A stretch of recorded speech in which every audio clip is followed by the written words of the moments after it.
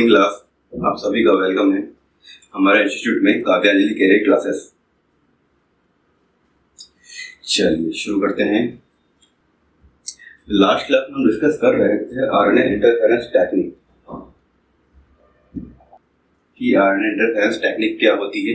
इसको हम last class में डिस्कस कर रहे थे और यहाँ हमने उस टेक्निक को देखा था। जो आपकी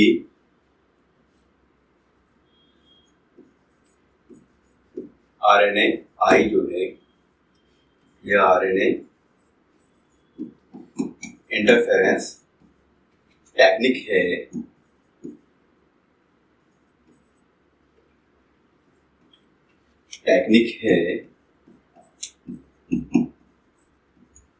इस टेक्निक का जो हम यूज करते हैं वो हम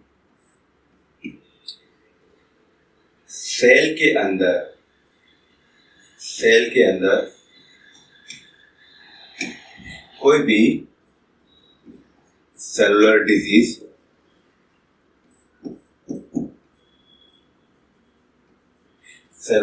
की स्टडी करने के लिए, सेल के अंदर कोई वायरल डिजीज की स्टडी करने के लिए, वायरल इन्फेक्शन हो जाता है। वायरल इन्फेक्शन के द्वारा जो डिजीज होती है से स्टडी करने के लिए, इसके अलावा जो आपकी आरएनए टेक्निक है, इसे हम एक जीन साइलेंसिंग टेक्निक भी बोलते हैं। ऐसे हम बोलते हैं जीन साइलेंसिंग या फिर आरएनए साइलेंसिंग टेक्निक भी बोलते हैं। आरएनए साइलेंसिंग टेक्निक भी कहते हैं। अब ये क्यों कहते हैं ये बताता हूँ थोड़ी देर में, ठीक है। तो आरएनए आई का जो यूज है, आरएनए इंटरफेरेंस टेक्निक का जो यूज है, वो हमारी सेल की फिजियोलॉजी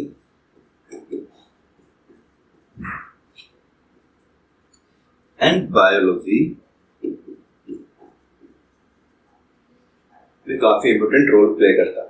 सेल की फिजियोलॉजी में हम स्टडी कर रहे हैं, बायोलॉजी को स्टडी कर रहे हैं, वायरस की हम बायोलॉजी को स्टडी कर रहे हैं। उनमें इसका काफी क्या है, रोल है, इम्पोर्टेंट है, काफी रोल है, काफी इसका इम्पोर्टेंस है। क्यों है? क्योंकि आरएनए आई के द्वारा क्या कर रहे हैं, हम आरएनए के साथ इंटरफेयर कर रहे हैं। यहाँ पर हम क्या कर रहे हैं, यहाँ पर हम आरएनए के साथ क्या कर रहे हैं, इंटरफेयर कर रहे हैं। मतलब हम यहाँ क्या कर रहे हैं, हम यहाँ पर ये कर रहे हैं कि जो हमारा या जो भी लिविंग से, जो भी इसकी भी स्टडी करें, जो भी ये हमारा डीएनए है, डीएनए से यहाँ क्या बन रहे हैं, आरएनए। और अब आरएनए से क्या बनेगा भाई, प्रोटीन। ये सबको पता है। तो हमें इस स्टेज पर क्या करना है, इंटरफेयर करना है कि या तो हम ये चाहेंगे भाई हमारा यहाँ पर आरएनए ही ना बने, या यहाँ पर जो आरएनए है या जो यहाँ पर एमआरएनए है वो ना बने। हम चाहते हैं कि आरएनए ना बने। आरएनए नहीं बनेगा तो फाइनली क्या होगा भाई, आरएनए नहीं बनेगा तो प्रोटीन भी तो नहीं बनेगा, प्रोटीन भी नहीं बनेगा। और प्रोटीन नहीं बनेगा तो क्या होगा कि आगे जो भी डिजीज हो रही है, जो भी फंक्शन आ रहे हैं, जो भी फंक्शन, इन्फेक्शन या डिजीज जो भी आ रही है ना, वो आगे सेल के अंदर नहीं जा पाएगी। इस मेथड का यूज कर हमने यूज किया। ये आपका एक यूकैरियोटिक सेल्स में, सभी यूकैरियोटिक सेल में क्या है, एक प्रोटेक्टिव मेथड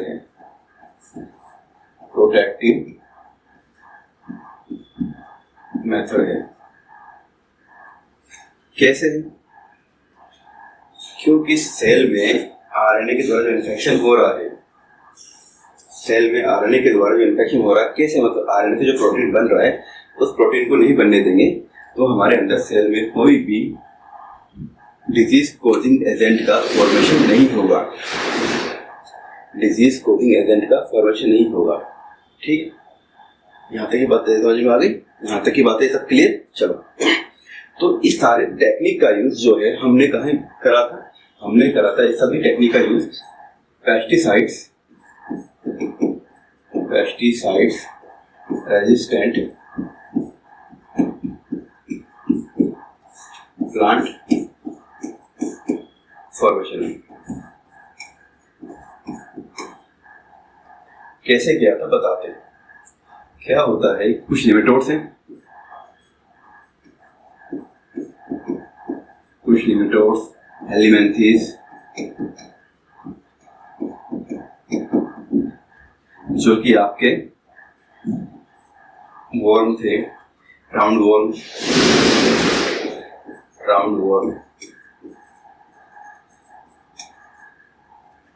इस तरह के कोई लिविंग्स थे जो कि as a parasite tobacco plant पे रहते थे। एज ए पैरासाइट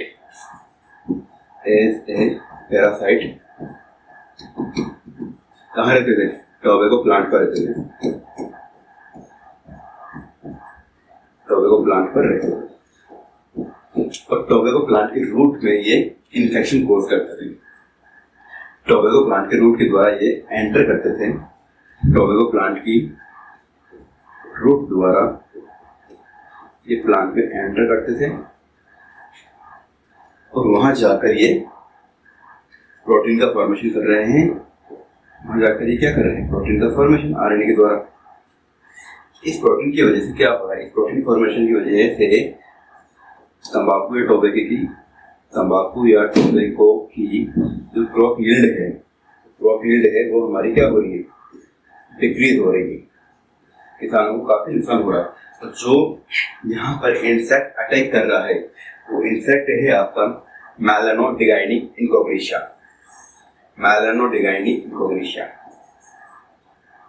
वो इंसेक्ट कौन सा है? वो इंसेक्ट है मेलानोडिगाइनी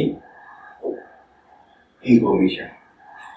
तो ये जो आपका इंसेक्ट है, ये जो इंसेक्ट है ना, कौन सा इंसेक्ट? मेलानोडिगाइनी इंकोग्निशा।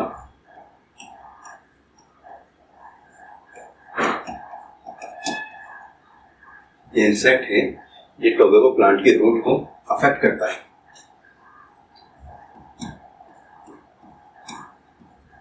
टोबैको प्लांट के रूट को अफेक्ट करता है। क्या करता है? अफेक्ट करता है। और वैसे ही क्या कर रहा है? रूट से क्या कर रहा है? एंटर कर रहा है। रूट से ही क्या कर रहा है? एंटर कर रहा है। रूट से ही क्या कर रहा है? ये एंट्री ले रहा है, रूट से एंट्री ले रहा है। तो ये एनसीईआरटी में दिया हुआ है 12th क्लास बायोलॉजी में, मेलानोडिगाइनी इंकोग्निशा इंसेक्ट का नाम, ये आपका निमेटोड है, इसको आपको याद रखना है। स्टार्ट लगाया है तो मतलब ये आपका क्या है? एक तरह से काफी इंपॉर्टेंट पॉइंट है। तो ये जो आप देखिए इसकी प्रोसेस, ये आपका इंसेक्ट है, इंसेक्ट का डीएनए या जीन कहाँ पे आया? प्लांट में आ गया।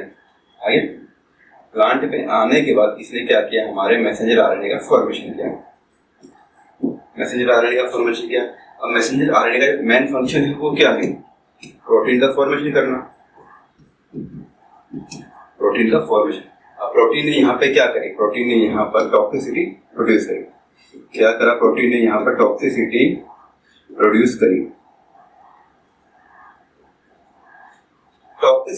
करी या टॉक्सिक इफेक्ट यहाँ पे प्रोड्यूस करा। इस टॉक्सिक इफेक्ट के कारण क्या हो रहा है कि अब जो यहाँ पर टोबैको की क्रॉप यील्ड है, टोबैको की जो क्रॉप यील्ड है वो क्या हो रही है? वो आपकी डिक्रीज हो रही है।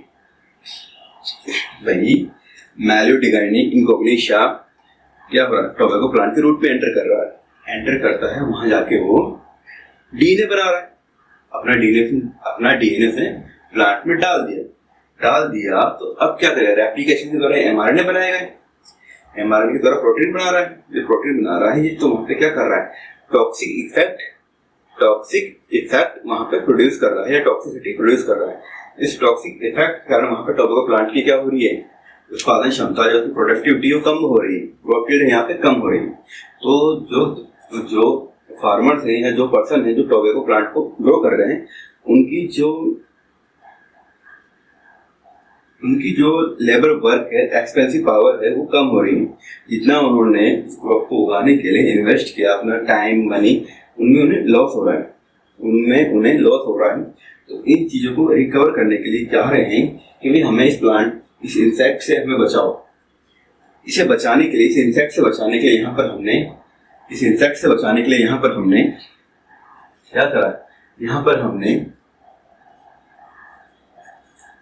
RNAi टेक्निक का यूज किया। मतलब RNA इंटरफेरेंस टेक्निक का यूज किया। RNA इंटरफेरेंसिंग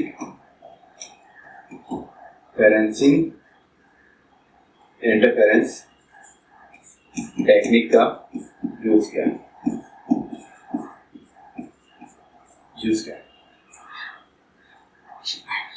अब यूज करने के लिए यहाँ पर हम क्या कर रहे हैं, यहाँ पर हम क्या करें, RNA वायरस का यूज करेंगे। RNA वायरस का यूज करेंगे। कैसे करेंगे देखते हैं। अब यहाँ पर हमारे पास जो mRNA बना है इंसेक्ट का, इस mRNA को हम आइसोलेट करते हैं और इसकी एक स्ट्रैंड को हम लेते हैं। जो ऐसे हमने यहाँ पर क्या लिया, ऐसे सेंस स्ट्रैंड के तौर पर लिया। ठीक है। अब ये तो आपको पता ही है कि भाई हमारे पास जो डीएनए होता है, वहां पर हमारे पास जो नाइट्रोजन बेस पेयर होते हैं वो एडेनिन, गुआनिन, साइटोसिन, थायमिन होते हैं, right. Adenine, guanine, cytosine,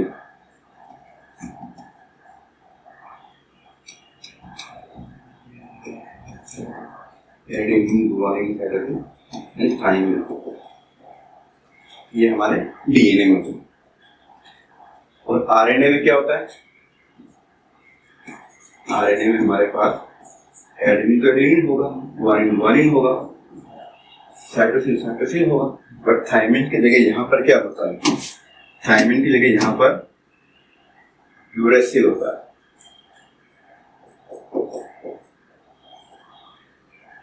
thiamine की जगह यहाँ पे क्या होता है, यूरेसिल होता है। और आपको ये बात भी पता है, यहाँ पर जो हमारा एडेनिन है वो थायमिन के साथ डबल बॉन्ड बनाता है, गुआनिन जो है साइटोसिन के साथ ट्रिपल बॉन्ड, एडेनिन जो है हमारा, एडेनिन जो है वो थायमिन के साथ डबल हाइड्रोजन बॉन्ड बनाता है, डबल हाइड्रोजन बॉन्ड बनाता है। और जो गुआनिन है वो हमारा साइटोसिन के साथ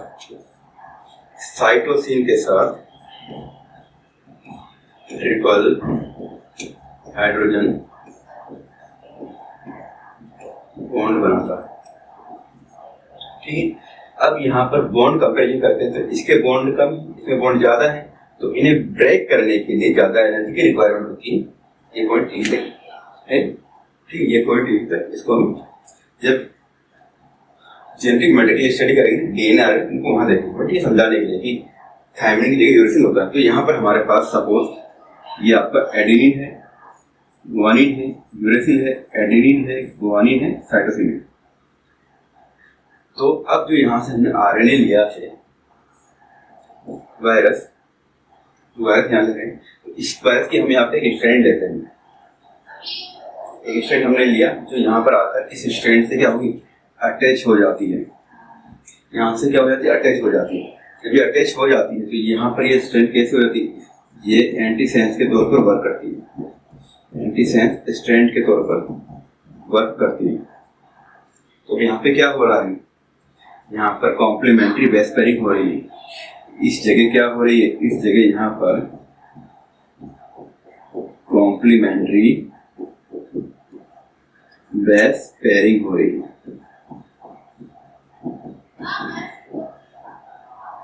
कॉम्प्लीमेंट्री बेस पेयरिंग हो रही है, कैसे हो रही है, देखिए एडेनिन है तो थाइमिन यूरेसिल आएगा, ग्वानिन है तो साइटोसिन आएगा, ग्वानिन है तो यहाँ पर साइटोसिन आएगा, यूरेसिल है तो यहाँ पर एडेनिन आएगा, एडेनिन है तो यहाँ पर यूरेसिल आएगा, ग्वानिन है तो यहाँ पर साइटोसिन आएगा, साइटोसिन है तो यहाँ पर ग्वानिन आएगा। यहाँ पर क्या आएगा, ग्वानिन आएगा, यहाँ पर क्या आएगा, ग्वानिन आएगा। तो इस तरह यहाँ पर क्या हो रहा है, यहाँ पर हमारे पास कॉम्प्लीमेंट्री बेस पेयरिंग हो रही है, कॉम्प्लीमेंट्री बेस पेयरिंग। और यहाँ पर एमआरएनए की हमारे पास क्या होगी, यहाँ पर हमारे पास एमआरएनए की डबल स्ट्रैंड का फॉर्मेशन हो जाता है, डबल स्ट्रैंड का क्या हो गया, फॉर्मेशन होता है। और जब डबल स्ट्रैंड का फॉर्मेशन हो गया ना, तो आगे जाके ये क्या करेगा भाई, पाथ ब्लॉक हो जाता है और प्रोटीन सिंथेसिस नहीं होता है। आगे जाकर अब यहाँ पर प्रोटीन फॉर्मेशन या सिंथेसिस नहीं होगा, प्रोटीन फॉर्मेशन या सिंथेसिस स्टॉप हो जाएगा, स्टॉप हो जाएगा या ब्लॉक हो जाएगा। आगे जाकर यहाँ पर हमारे पास क्या होगा, प्रोटीन सिंथेसिस नहीं होगा, प्रोटीन का फॉर्मेशन नहीं होगा, मतलब यहाँ पे ट्रांसलेशन प्रोसेस ही नहीं हो रही। यहाँ पर क्या हो रहा है, यहाँ पर ट्रांसलेशन प्रोसेस ही नहीं हो रही, ट्रांसलेशन यहाँ स्टॉप हो गई, ट्रांसलेशन स्टॉप। तो प्रोटीन का जो यहाँ पर टॉक्सिक इफेक्ट है ना, टॉक्सिसिटी जो है, टॉक्सिसिटी जो है वो ब्लॉक हो जाती है, वो क्या हो जाती है, ब्लॉक हो जाती है। तो आगे अब इंसेक्ट कोई अपना वर्क परफॉर्म नहीं कर पाएगा, वो वर्क परफॉर्म नहीं कर पाएगा। तो इस मेथड को हमने, इस एंटीसेंस स्ट्रैंड को हमने, इस एंटीसेंस स्ट्रैंड को हमने कहाँ यूज किया, टीआई प्लाज्मिड में यूज किया। कहाँ यूज किया, टीआई प्लाज्मिड। कहाँ यूज किया, टीआई प्लाज्मिड में।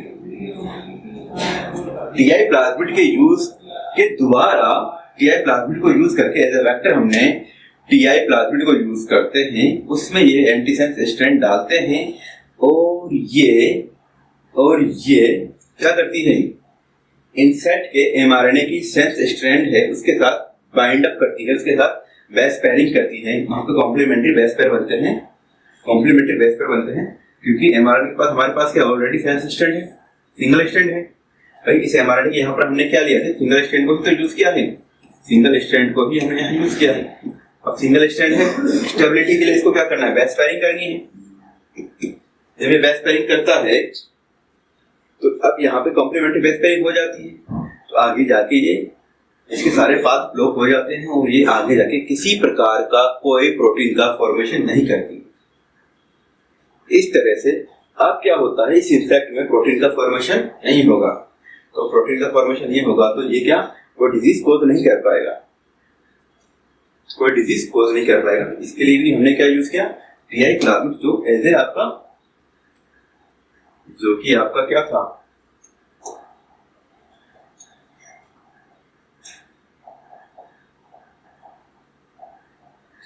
चलो तो अब एक बार हम सेल के अंदर आरएनए इंटरफेरेंस टेक्निक को देख लेते हैं।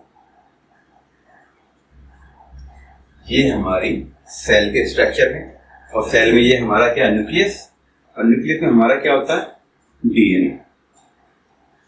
ओके, डीएनए जो है ये हो सकता है यूकेरियोटिक सेल का ले लीजिए आप, या इंसेक्ट का ले लो, या किसी भी यूकैरियोटिक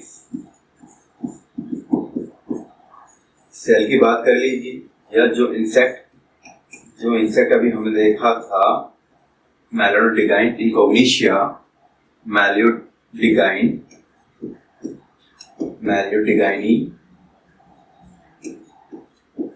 इनकोग्निशिया,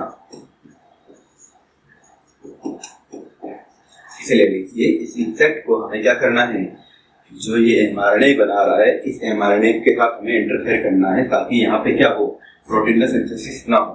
तो यहाँ पर जो एमआरएनए हो है, यहाँ पर जो इसका यूकैरियोटिक सेल है, इस सेल का एमआरएनए, यही हमारा क्या टारगेट है। इसे हमें क्या करना है, डिग्रेड करना है ताकि ये क्या करे, प्रोटीन का सिंथेसिस फॉर्म ना करे। और प्रोटीन का फॉर्मेशन नहीं होगा तो यहाँ पर क्या होगा कि सेल के अंदर कोई टॉक्सिक इफेक्ट नहीं होगा, तो टॉक्सिक इफेक्ट नहीं होगा। तो यहाँ पर हमने क्या किया, आरएनए इंटरफेरेंस टेक्निक के द्वारा हमने एक डबल स्ट्रैंड आरएनए का क्या किया, फॉर्मेशन किया। डबल स्ट्रैंडेड आरएनए का हमने क्या किया, फॉर्मेशन किया। डबल स्ट्रैंडेड आरएनए का हमने क्या किया, फॉर्मेशन किया। जो हमारा है डबल स्ट्रैंडेड आरएनए है, इसका हमने क्या किया, फॉर्मेशन किया।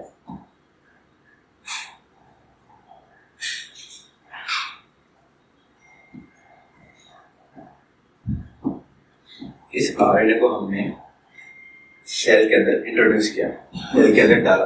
जब सेल के अंदर जाते हैं तो यहाँ पर इसके पास एक प्रोटीन आके अटैच हो जाता है, उस प्रोटीन को हम बोलते हैं डायसर प्रोटीन। ये प्रोटीन जो है आपका एक एंडोन्यूक्लियस हेलिकेज प्रोटीन होता है। क्या होता है, हेलिकेज प्रोटीन होता है जो इस डबल स्ट्रैंड आरएनए को ब्रेक कर देता है। और यहाँ पर इस डबल स्ट्रैंड आरएनए के पास क्या होता है, डायसर प्रोटीन जुड़ने के बाद यहाँ पर डायसर के साथ साथ यहाँ पर क्या होता है, डायसर के साथ साथ यहाँ पर एक प्रोटीन कॉम्प्लेक्स और जुड़ जाता है, जिसे हम क्या बोलते हैं, इसे हम बोलते हैं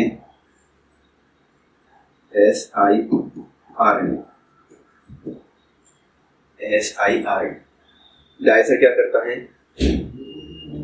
कि ये आपकी एंटीसेंस स्ट्रैंड जो होती है, एंटी गाइड स्ट्रैंड जो होती है, डायसर और siRNA जो होते हैं, डायसर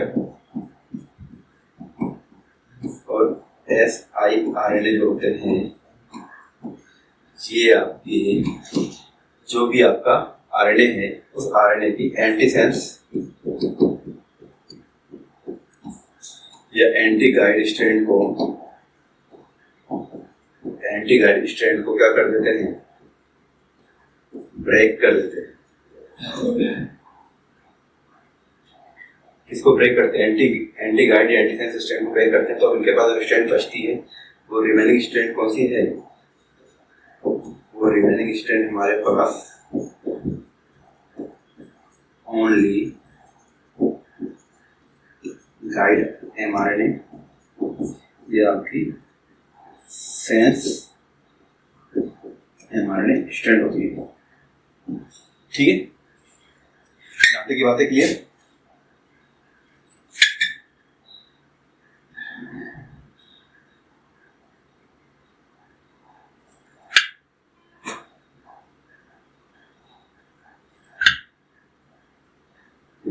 यहाँ पर क्या होता है, सॉरी यहाँ पर siRNA नहीं होता, यहाँ पर क्या होता है,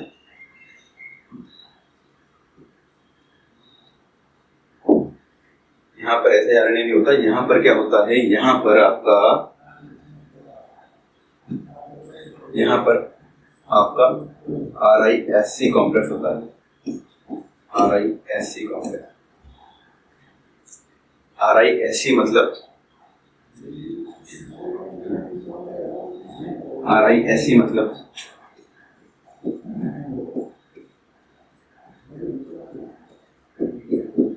RNA induced silencing complex।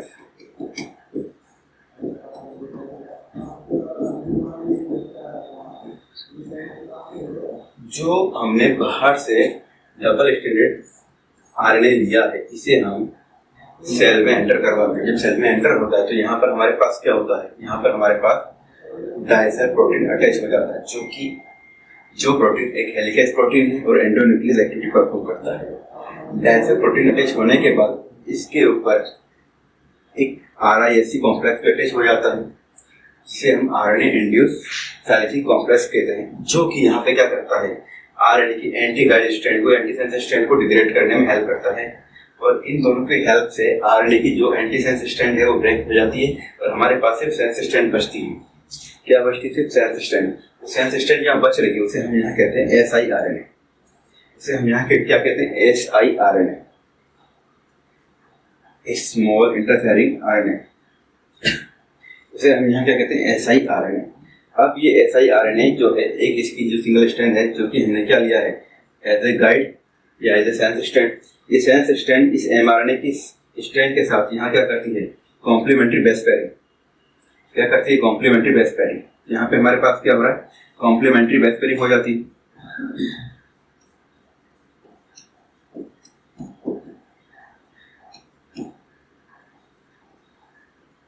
Complementary base pairing हो जाती है। कॉम्प्लीमेंट्री बेस पेयरिंग होने के बाद यहाँ पर एक प्रोटीन आके अटैच हो जाता है। यहाँ पे क्या आ जाता है? एक प्रोटीन आ जाता है, जिसे बोलते हैं एरोगोनेट प्रोटीन। एरोगोनेट प्रोटीन आकर अटैच हो जाता है। एरोगोनेट प्रोटीन आके अटैच हो जाती है। प्रोटीन क्या करता है? ये प्रोटीन यहाँ पर आकर, जो एरोगोनेट प्रोटीन है,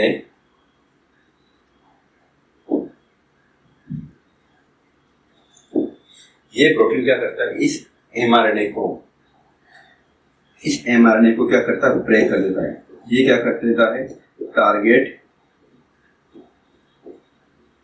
mRNA को ब्रेक कर देता है। क्या कर देता है? ब्रेक कर देता है, जिसकी वजह से अब यहाँ पर mRNA जो है टूट जाता है। जब mRNA टूट जाता है, टूटा हुआ mRNA आगे जाके प्रोटीन का फॉर्मेशन नहीं कर पाता। क्यों नहीं कर पाता? क्योंकि भाई mRNA जो स्ट्रक्चर है वो डैमेज हो चुकी है। अब mRNA अगर कंप्लीट स्ट्रक्चर में प्रेजेंट होगा तो भी तो अपने फंक्शन परफॉर्म कर पाएगा। जब mRNA अपने स्ट्रक्चर में अवेलेबल नहीं है, कंप्लीट नहीं है वो, तो आगे जाकर वो क्या कोई फंक्शन परफॉर्म कर पाएगा? उसके फंक्शन होने के लिए mRNA की हमारे पास कंप्लीट स्ट्रक्चर होनी चाहिए, तो यहाँ पर नहीं है। क्यों नहीं? क्योंकि यहाँ पर एरोगोनेट प्रोटीन ने उसको डैमेज कर दिया, ब्लॉक कर दिया। क्यों कर दिया? क्योंकि एरोगोनेट प्रोटीन जो होता है एक तरह का आपका एंडोन्यूक्लियस प्रोटीन होता है। एंडोन्यूक्लियस प्रोटीन होता है जो कि mRNA को डिग्रेड करता है, क्योंकि mRNA को स्पेसिफिक साइट पे क्लीव करता है, डिग्रेड करता है। तो mRNA को स्पेसिफिक साइट पर डिग्रेड या क्लीव करता है। ये इसकी क्या थी? मैकेनिज्म थी। ये RNA इंटरफेरिंग टेक्निक की मैकेनिज्म थी कि किस तरह ये सेल में एंटर करता है और किस तरह यहाँ पर हमारा mRNA डिग्रेड हो रहा है और आगे जाके प्रोटीन का फॉर्मेशन हो रहा है। ठीक है, इस टेक्निक का यूज हम करते हैं टीआई प्लाज्मिड में। टीआई प्लाज्मिड में हमने इसको यूज किया, वहां पर प्रोटीन आके अटैच हो जाते हैं। तो जैसे मैंने बताया था आपको कि RNA इंटरफेरेंस टेक्निक भी आपकी क्या है? एक कैस्केड रिएक्शन है, क्योंकि यहाँ पर क्या होता है, जैसे डबल स्ट्रैंड डीएनए अंदर एंटर करता है, यहाँ पर कौन सा प्रोटीन एक्टिव हो गया? डायसर। डायसर के बाद यहाँ पर रिस्क कॉम्प्लेक्स एक्टिव हो जाता है। रिस्क कॉम्प्लेक्स के बाद यहाँ पे क्या बन रहा है? रिस्क कॉम्प्लेक्स के बाद यहाँ पर siRNA बन रहा है। siRNA इस mRNA के साथ बाइंड अप होता है, तो यहाँ पर क्या आता है? प्रोटीन आ जाता है, जिसे क्या बोलते हैं? एरोगोनेट प्रोटीन बोलते हैं। जिसे क्या कहते हैं? एरोगोनेट प्रोटीन बोलते हैं। जिसे क्या कहते हैं? एरोगोनेट प्रोटीन। अब एरोगोनेट प्रोटीन जो होता है यही तो करता है mRNA को ब्रेक। अब mRNA ब्रेक हो जाता है तो अपने आगे कोई फंक्शन परफॉर्म नहीं कर पाएगा, फंक्शंस परफॉर्म नहीं कर पाएगा और सेल में प्रोटीन का सिंथेसिस नहीं होगा। सेल में क्या होगा? प्रोटीन का सिंथेसिस नहीं होगा और प्रोटीन नहीं बनेगा तो कोई टॉक्सिक इफेक्ट भी वहां पर नहीं होंगे। तो टॉक्सिक इफेक्ट भी वहां पर नहीं होंगे। ये हो गया कंप्लीट प्लांट टिश्यू कल्चर, इसकी एप्लीकेशंस, बायोटेक की हेल्प से हमने किस तरह के प्लांट का फॉर्मेशन किया, वो सारी चीजें हम देख चुके हैं। Thank you class.